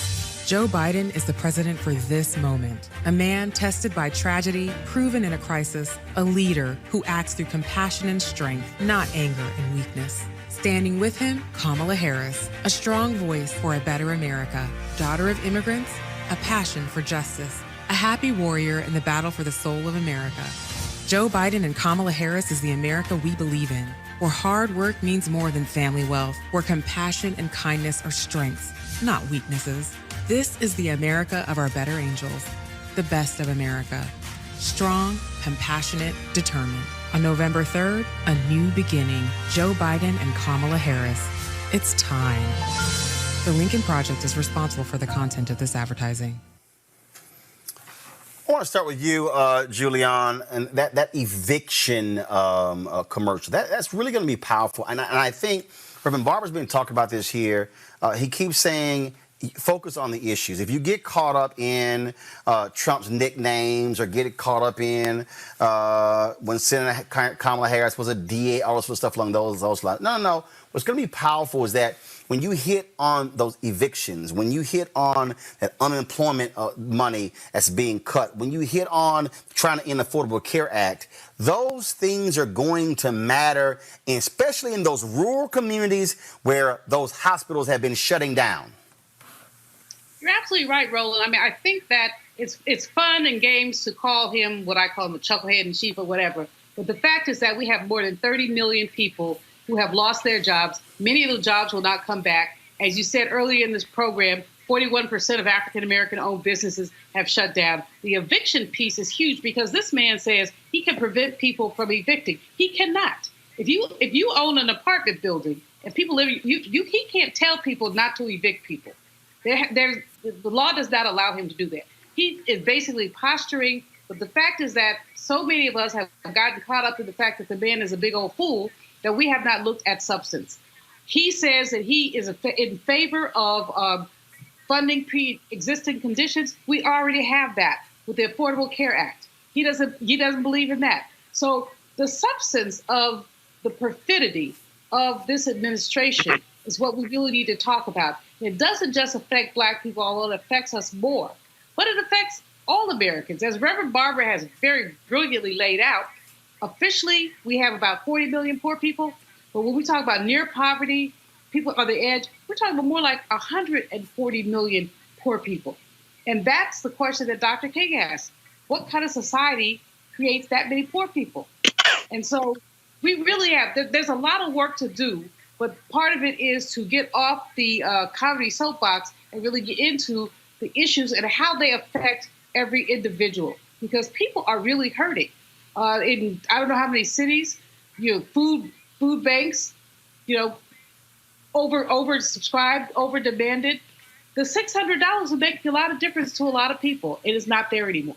And now they come back and, well, maybe we'll give you 3, maybe we'll give you 2, or will your city kick in? Cities can't kick in. Cities have seen their budgets cut. Robert, bottom line is here. Pocketbook issues matter. And again, I think if you're Biden and you're Harris with these viral ads, that's what you're going to be seeing more of when you have this here.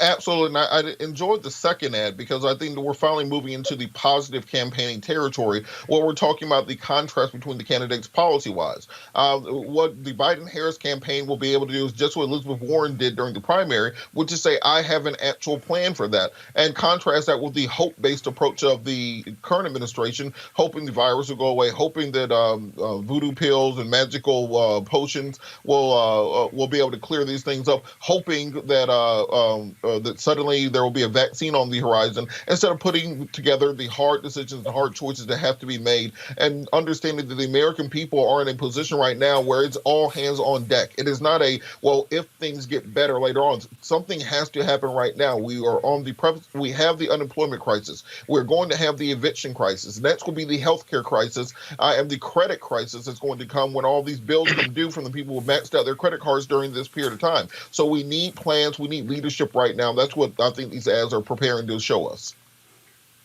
Scott. But whose narrative is that? Whose narrative is that? Whether it's the Dems or independent, Donald Trump has to own this narrative. The 70-day delay, his non-belief in science. He can blame China if he wants, but his narrative, the ramification, the depth of human life, the economy, the job loss, the evictions, all emanate from COVID-19.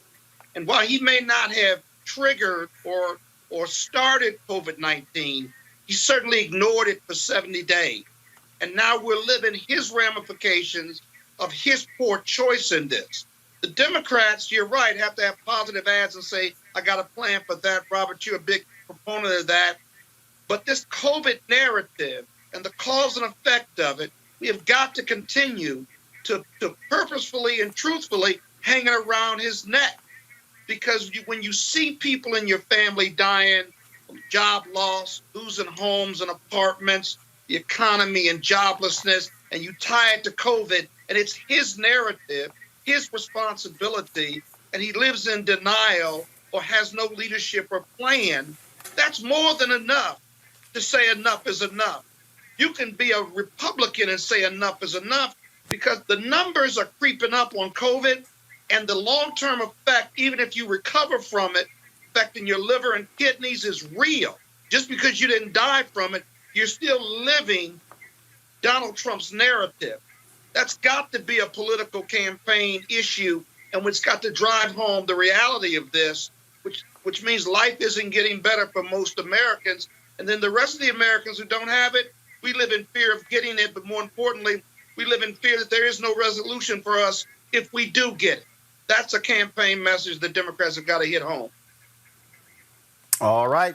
Scott Bolden, Robert Portillo, and Julian Malvo. We surely appreciate it. Thanks a bunch. Thank you. Up next, Wildin Out Wednesday. The comedian Jackie Fabulous is in the house. That's next on Roland Martin Unfiltered. You want to support Roland Martin Unfiltered? Be sure to join our Bring the Funk fan club. Every dollar that you give to us supports our daily digital show. There's only one daily digital show out here that keeps it black and keep it real. As Roland Martin Unfiltered. Support the Roland Martin Unfiltered daily digital show by going to RolandMartinUnfiltered.com. Our goal is to get 20,000 of our fans contributing $50 each for the whole year. You can make this possible. RolandMartinUnfiltered.com.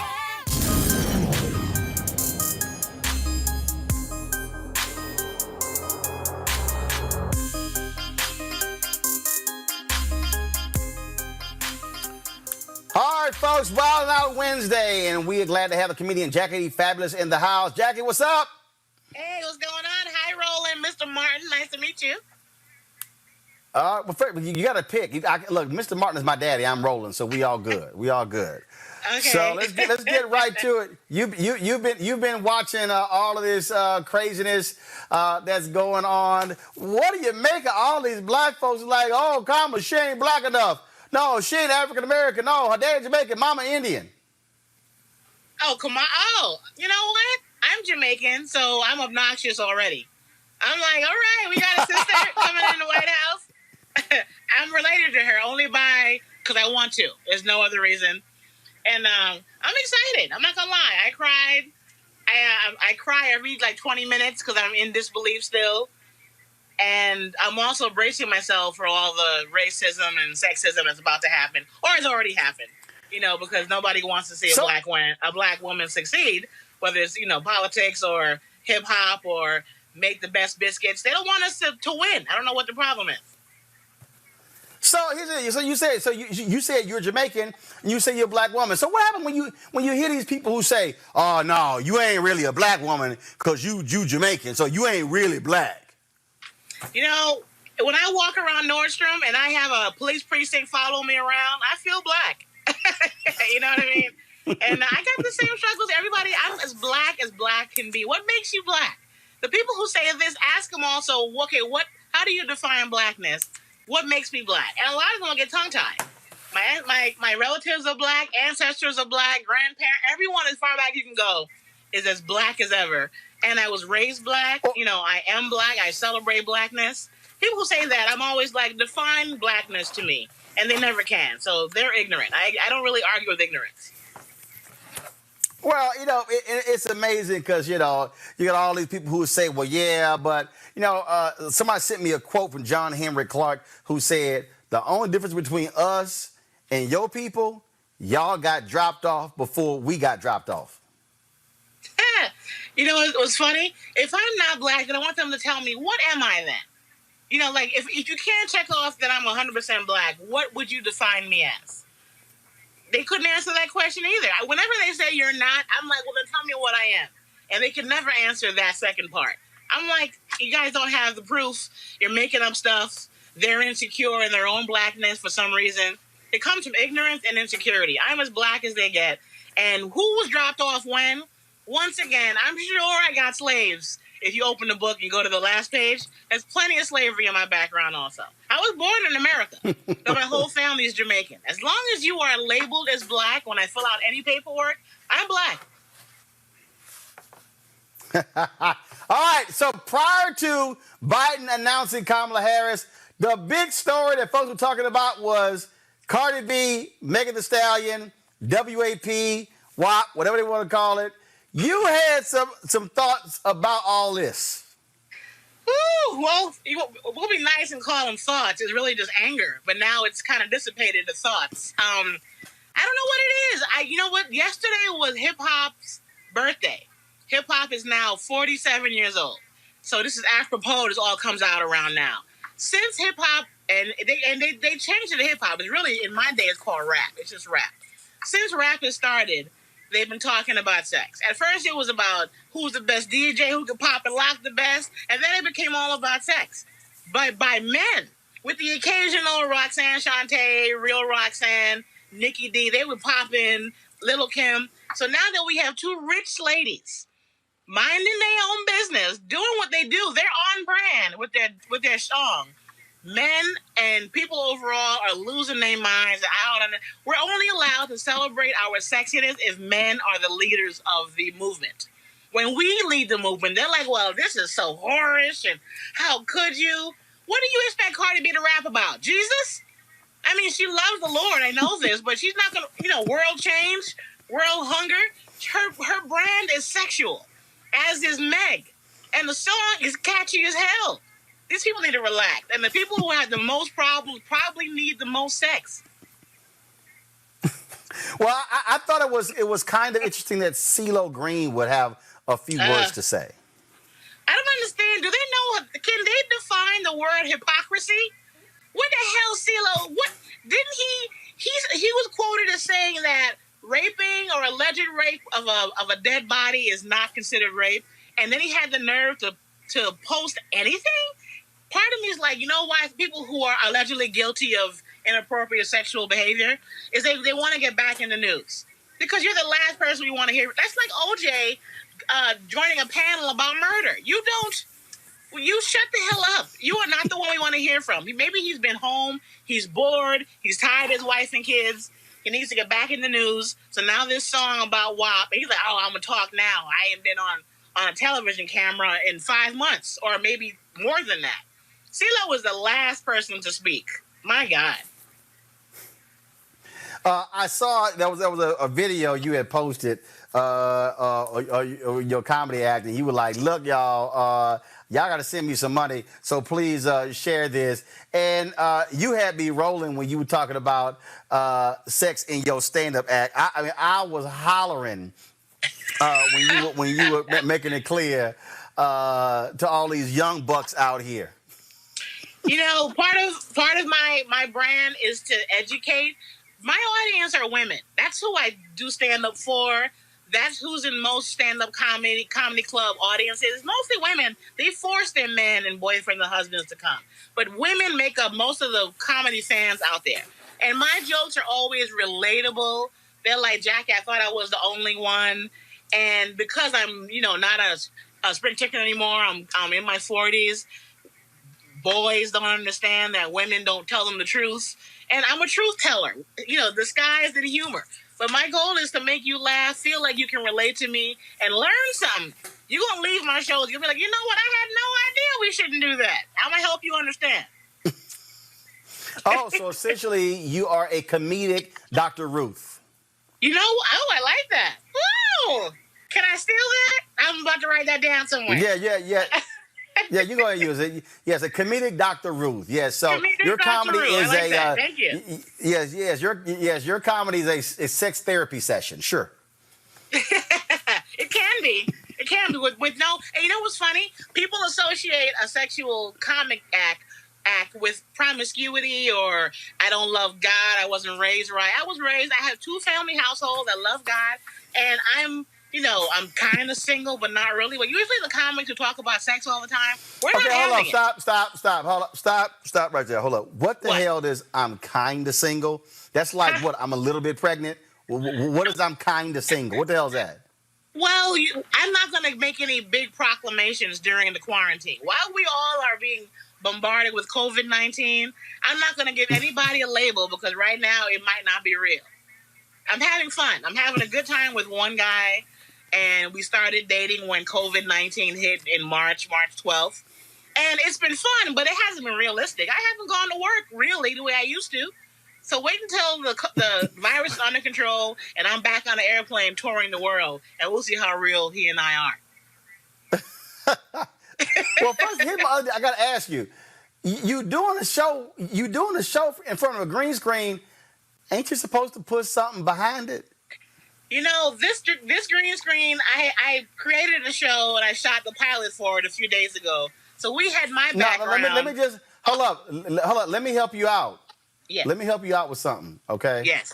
Right here. Okay. Hold up. Yes. Hold up. Let me help. I'm trying to take this off so I can help. Because if you're gonna do a green screen, I'm just saying, do a green screen.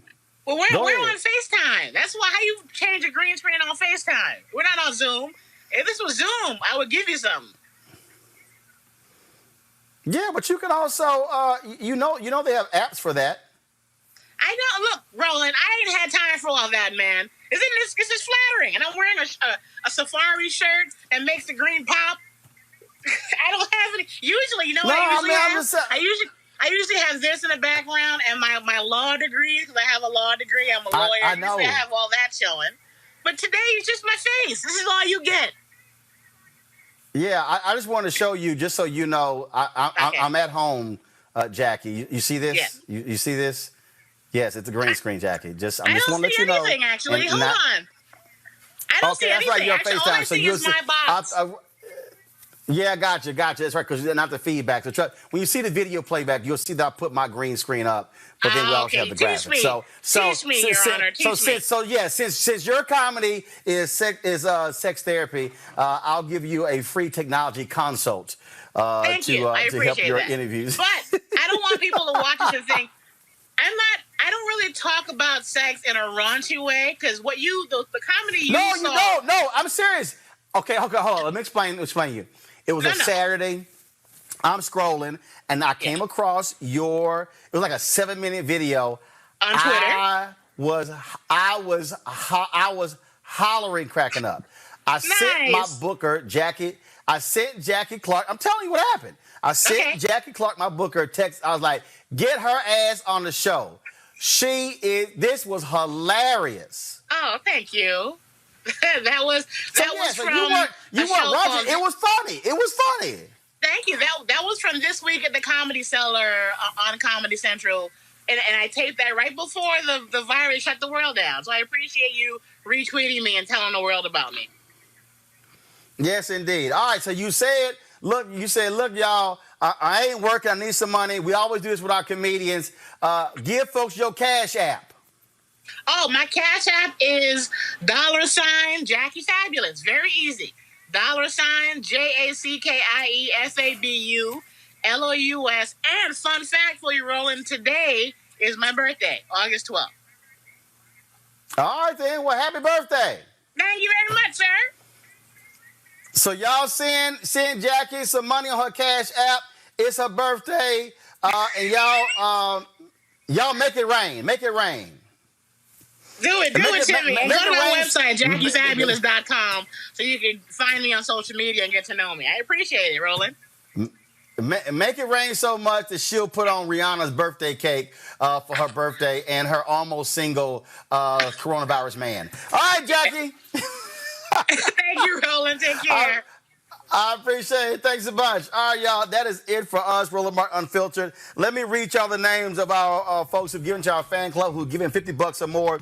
They all get shout outs. Let me find the email here. I was so busy sitting having fun with Jackie, I didn't pull up the email. Here we go. Shout out here. The names, and Affordable Handyman Services, Barry Ruley, Brian Singleton, Corbin Payne, Cynthia Larkin, Deidre Beckford, Gregory Long, Janae, Kenneth Van, Kimberly Jefferson, Melba Mitchell, Nadine Clipper, Reginald Freeman, Rona Evans, Sean Gray, Sherry Edmonds Flett, Talisha Douglas, Trina Hodges, Wesley Dent, Yvonne Warren. If y'all support us in what we do, Cash App, $RM Unfiltered, PayPal.me/R Martin Unfiltered, Venmo.com/RM Unfiltered. You can also send us a money order to New Vision Media Inc., NU Vision Media Inc., 1625 K Street Northwest, Suite 400, Washington, D.C., 2006. Folks, don't forget, listen to our Roland Martin Unfiltered audio podcast. You can listen to it and download it from iHeartRadio app. Also, check out my commentaries twice a day